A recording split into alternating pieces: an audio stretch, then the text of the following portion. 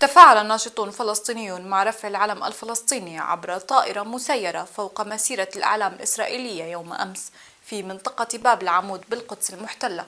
وأشاد ناشطون برفع علم فلسطين فوق مسيرة المستوطنين بالتزامن مع بدء مسيرة الأعلام، حيث انطلقت مسيرة الأعلام الإسرائيلية أمس الأحد وسط تحذيرات فلسطينية من أنها قد تؤدي إلى اندلاع مواجهات عنيفة في القدس المحتلة، خاصة أن المستوطنين تعمدوا مرور المسيرة عبر البلدة القديمة.